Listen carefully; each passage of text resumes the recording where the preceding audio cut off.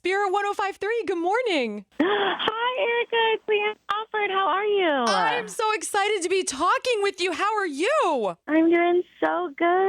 I just flew into Louisiana this morning, so we're just out here in Baton Rouge right now. It's very sunny, very nice. Very sunny, huh? How is it back home in Seattle? Come on, give me a guess. I'm trying to think because I talked to my sister this morning. I'm like, I don't know, but I feel like it's been cold. It has been cold. We lit a fire the other night, but there are a few sun breaks trying to pop through. But I was just outside without a coat. We were praying outside, and I was hopping up and down, let me tell you, trying to stay warm. Oh my goodness, that is so bold to be outside with no coat right now. That is like such a bold decision. Love that for you. Thank you. Check this out. The tulips in Skagit County are doing so well. The farms are opening up early. And I wanted to ask you, like, straight out the gate, are you a fan of the tulips in Skagit County? Oh, I love the tulips. You know what's very shameful, though? Well, not, okay, I don't, because I live right next to them. It's like literally where, but there's so much traffic that we like never go. However, we're coming home next week for Easter, and I think my nieces, I feel like that's like on their agenda that we're going to go. So we'll definitely go. My brother-in-law's brother is a pilot, and so years ago, he took us up in this little plane, my sister and we flew over the Tulip Festival, and it was the coolest thing ever. Honestly, that sounds like you're up in a plane looking down at heaven. It was amazing. I was like, well, now I can't see them any other way, but I think it's amazing. It's so cool. So, yes, I will definitely be going next week. I think they're just so beautiful. I love me some tulips. Me too. And I don't even care. I deal with the traffic. It's a thing my daughter and I do every year. You take the pictures, and those are the pictures you never delete off your phone. Yeah, that's so sweet. I love it. I'll do that every year. That's the best. And I love that you're coming home for Easter. I have to ask you this because I have started doing this the last couple of years. Do you buy an Easter dress? Ooh, I love an excuse to buy a new dress, like anytime. Yeah. But I don't know that I have. I mean, I feel like my husband would say, no, I do not need to buy an Easter dress. But since you've given me this idea, maybe I do. I do sometimes. It just depends on the year, how I'm feeling. If I'm feeling like shopping, maybe I go for a little Easter dress. But you have great taste in dresses because I follow you on Instagram and I always think, wow, she looks beautiful in that dress. Oh, my goodness. That is so kind of you. Thank you.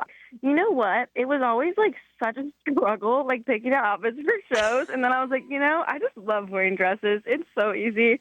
I wear them every day. And I love a good dress with a belt. It's the whole vibe. With a belt, the whole vibe. I love it. Okay, let's also talk a little bit about Easter traditions. We've spoken with your mom before. She is awesome and so fun to talk with. Did she create any kind of Easter traditions for you when you were growing up? Oh my gosh, she made it so sweet. She would always have like Easter baskets for us, like when we would like that day, or I think it was like the, whatever day before Easter, maybe the day of Easter, and like just like a little goodie basket full of like really sweet things. She was so thoughtful.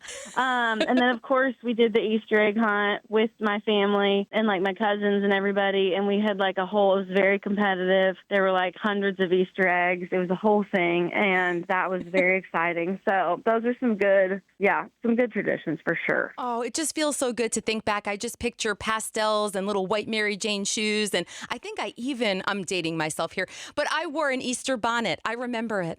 Oh, that's so cute. We need to bring Easter bonnets back. I'm going to get my nieces to wear some. I'm going to get them to wear some. I'm bringing them one next week. Oh, you totally should. Send us a picture. I will. I got to find an Easter bonnet, and then I'll get one. I'll make them wear them. So, Leanna, we have the hope and the joy that Easter brings because of the cross. And I want to tap into Good Friday with you and ask you what the cross means to you and how you enter in before we celebrate on Easter Sunday. I love that.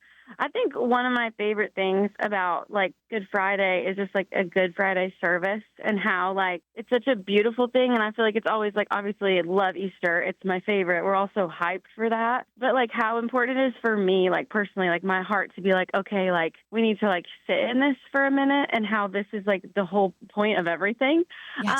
And so that is, I think it's so beautiful to me. And I don't know, I don't like to sit in stuff like that sometimes. Like I don't want to think about that. I just want to think about Easter, Jesus rose, like he's good. And it's like, Sure. No, but it's so important to think about that and just like it's, everything in our faith that he did that for us and died on the cross for us. And so I think just like for me, centering my heart around like a Good Friday service to kind of like get into the weekend is definitely my favorite way to start the weekend for sure. Same. I never feel more loved than I do on Good Friday. That's incredible. It's precious to me. And then, of course, there's Holy Saturday. I like to call it that. I don't know if it's really that. But, we're in the middle, right? And I feel like, Leanna, there's somebody who is having a Holy Saturday right now. They're in the middle of their story. And you sing beautiful songs to encourage us. Do you have a word of encouragement for somebody who's waiting right now in life? Oh, yeah. Oh, my goodness. I would just say when God sees you, he's not forgotten you, and you are going to get to the other side of this. It might not make sense right now, and you're praying for good stuff. You're praying for healing. You're praying for this situation to be over. You're praying to see relationships mended, and God sees you in that, and he is for you and with you. And I think your testimony is going to be an encouragement to someone else. Being in the middle, as hard as it is, and it's no fun, and I don't like it, I'm like, God, please just give me all the answers right now. I think there's a lot of faith to be learned in the middle, and I think that's a lot of life is just kind of like in the middle, start of something to the end of something. And I think it's not fun. Like, I don't love being in the middle, but I think that's also where, we learn to trust him and learn to just give it to him. And I would just say, keep praying, continue to ask him and seek him, and he is not left. He is with you and for you. Oh, preach it, sister. I think about the women of Easter morning and how I picture them with red-rimmed eyes. They'd been crying, and here they are. They're going to the tomb. They're prepared to anoint Jesus, and he's gone. So can we talk about the wonder that we get to wake up to on Easter morning? Like, what goes through your heart as you prepare for Easter Sunday? Oh, my goodness. We know, right? Like, we know the story. And I think thinking about, like, them, they're like, wait, what on earth just happened? How crazy that is for them. And we know, like, we know the end of the story. And I think it's just, like, the most beautiful thing. It's like, this is the center of our faith. This is, like, everything right here. And I just think the joy, even, like, thinking about it, and I love it all. Love it all about Easter, but just how Jesus has seen each one of us and just loves us so much. And that's like the whole point. He died and rose 3 days later, and we get a party on Easter because of that, because we know the end of the story. And I'm so thankful for that. Oh, me too. Oh, I just love saying Happy Easter. And when you go to church and you go, he is risen. He is risen indeed. I love it so much. It feels so good. Leanna, I've been thinking about your song a lot, Still Waters, recently because I saw this meme floating on social media and it said, hey, the Bible doesn't say goodness and mercy might follow me.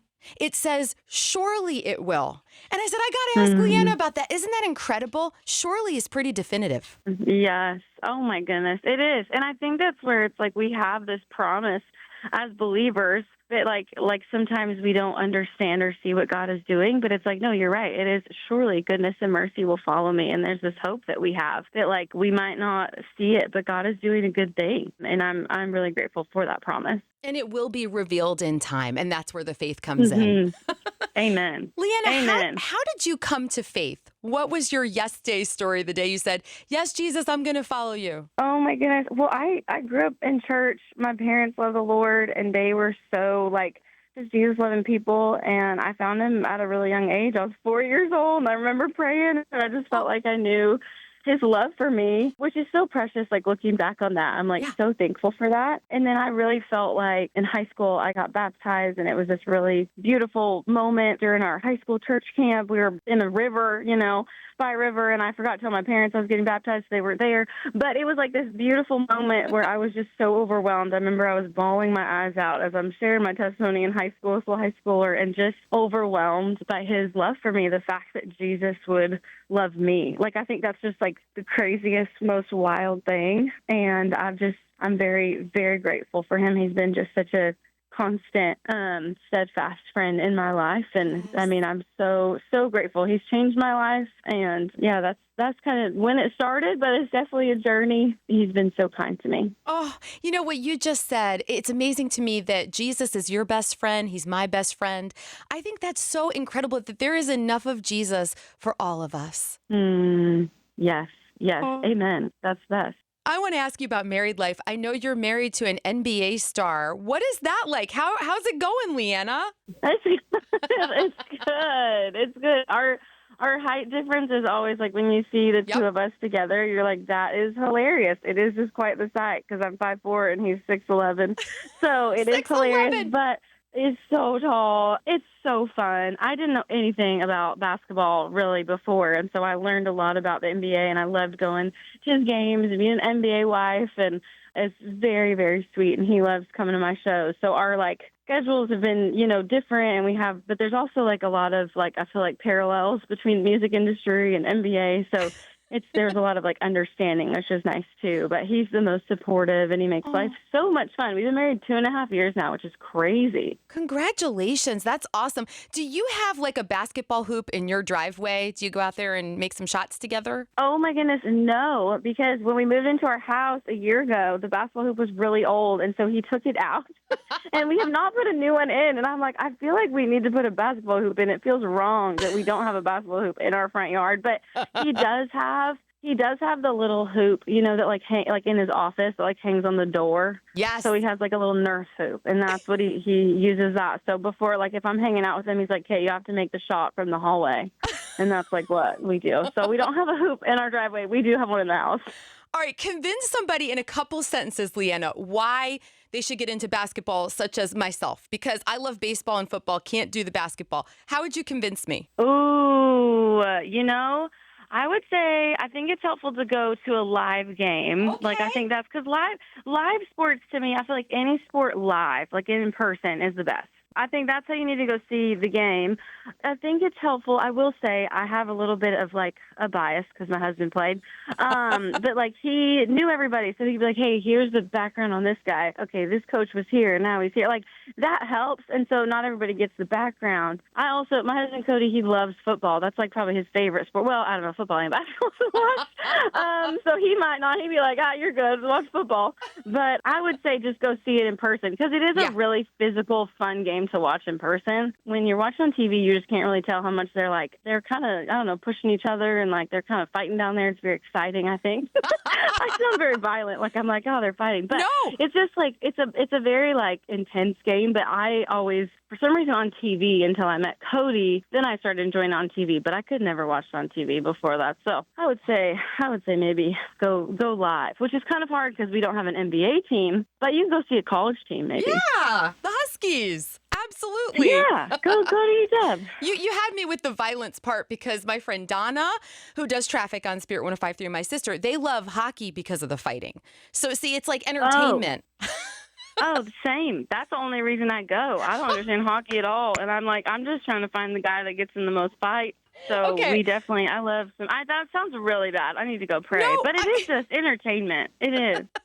It's so funny. Hey, I also love that you never have to stand on a chair. Whatever you need, Cody's right there. He's like, what can I get for you? I know. There are times when I kind of forget and I'm trying really hard to reach for something and it's a high shelf. And he's like, hey, I wish you knew somebody tall. And he comes behind and I'm like, oh, thank you for that. Really helpful. Leanna Crawford, you are a joy and a delight. Happy Easter, happy spring, and enjoy Washington, your home state. Oh, thank you. Thanks for chatting. So good to talk to you. So good. Love you to pieces. Take care. I love you. Thanks, Erica.